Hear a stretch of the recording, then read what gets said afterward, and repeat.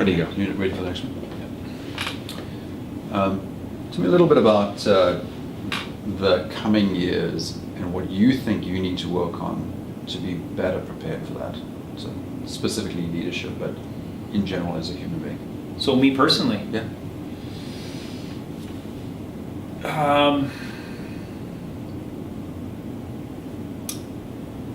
What I think I need to work on personally. Yeah, so I have a little job jar of kind of Steven evolution things that I have in the back of my mind, and in no particular order. I need to. I do, I think, an okay job at engaging the right people in conversations about things I'm really passionate about culture and employee engagement and people's careers and building great organizations and what that means. I actually feel I lack a bit of skill in tying those conversations into something that results in something similar to business development. So I think I'm supposing, talking to most kind of founder people in an organization, they've always been kind of a key salesperson, and I guess through periods of our history, I've been that. I've always been involved in selling, but we're evolving into this different paradigm, and I feel like I'm immature in my ability to take these new concepts and put them in a context that makes sense for key people I have conversations with. So this is a skill I want to work on. It's very kind of tactical, I guess, but I think I can be a lot better there. That's awesome. Yeah.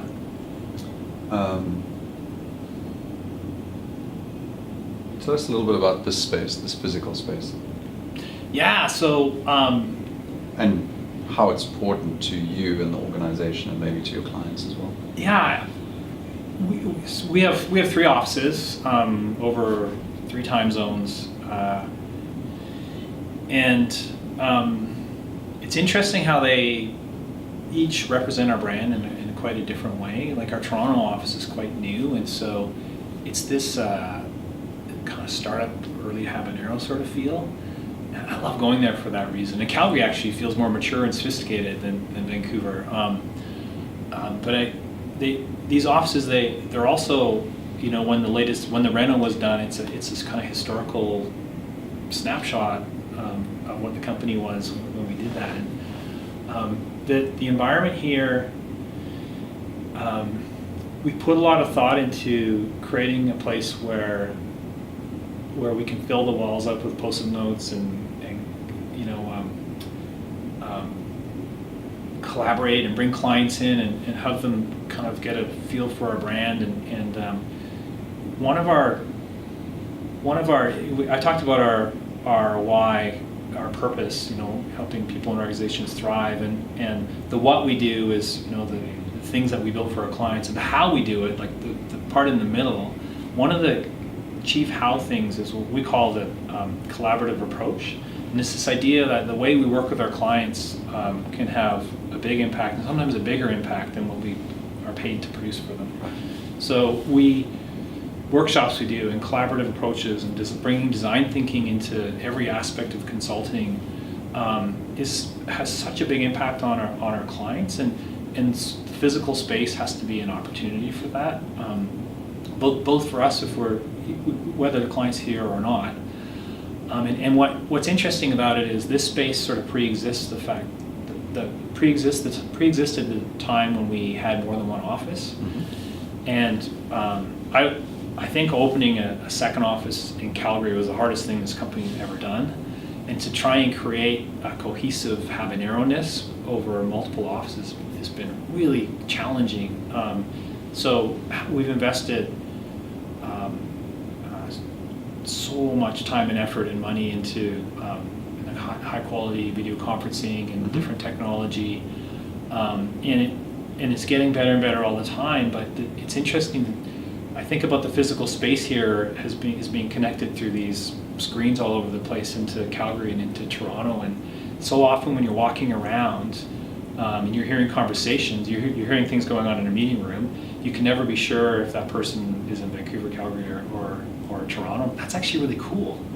And it's starting to happen in a way that makes sense and feels right. But we're such a collaborative organization, as I said earlier, and we value being face-to-face so much. It's actually still really hard, and there's still more to figure out in that. So the physical space is one thing, but I would like it to be a lot better in terms of working in these different modes.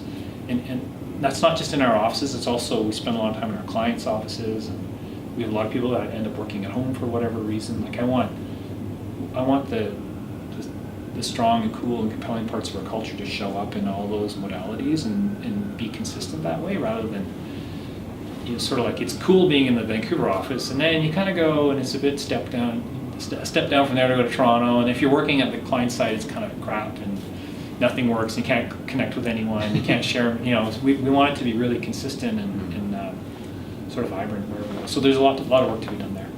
Okay. What do you want to be remembered for?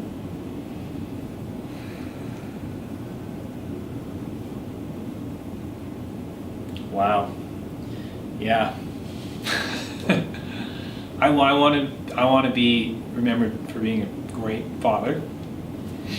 It's really important to me. Sort of made me emotional. I want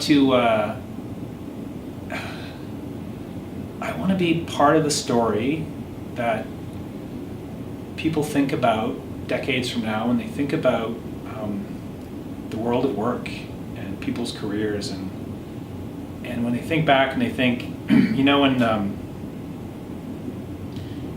2015, 70% of the workforce in North America didn't really care about their job. 20% of them hated their job. And when they think, wow, how that seems so weird and dark and backwards, like, how did people live their lives when they spent most of their awake hours in a place they didn't like? What's that all about? How can I even make sense of that? Like, I want that to be confusing and weird for people, and I want to be part of the story that helps us get there, because I think it's an incredible waste, and I'm convinced Habanero can play a role in helping that change, and so that I want to be associated with that. That's awesome. So last question then, do you see trends now that give you maybe some visibility into where that's going? What are you seeing now in your community, in your work, in the world, that says this is the path that we're on? Yeah, absolutely. One of my other, I told you I tend to maybe think too far in the future. I'm also incurably optimistic. So the things that I see as leading indicators of that kind of change are, I see certain industries, the more competitive ones first. I see organizations that really get how to get the most out of people by treating them like human beings and helping them build great careers and building great cultures and great workplaces. They're getting a competitive advantage over the other ones. It's slowly happening. And so technology, for example, broadly speaking, is a very competitive industry. So you're seeing, you can characterize it as the war on talent or productivity, or it comes out in lots of different ways, innovation, but it's really actually about respecting people and treating them the right way and getting the most out of those people, aligning those people up with their strengths and their passions so they can have an amazing career, and in so doing, help that organization. And that's where competitive advantage comes in. So I think I see industries where those companies are beating the companies who don't think that way. But they are actually using that as a strategic advantage. They're using it as a strategic advantage. I also see organizations who are starting to become more conscious of the role that, how everything fits together, culture and how people do their jobs, and the role technology fits within that, and the amazing opportunity to get leverage in terms of cultural change by using technology rather than by not using technology. So you're seeing seeds of that in different places as well. Organizations that are admittedly few and far between right now, but they're very progressive thinkers, and they're willing to experiment, and they're breaking lots of eggs, but they're determined that they're going to create something amazing. And so to me, it's about organizations have that kind of leadership and that kind of commitment and patience to keep driving at this, because this isn't something just to solve and we're done. It's great, cool. I mean, this is a lifetime journey for those leaders in those organizations. But I think those people are out there. I know they're out there, and I think that the consciousness in the globe is starting to shift around this stuff. It's a good place to end. Yeah. Very optimistic. Yeah. Thank you, Steve. Yeah. Thank you very much. It was fun.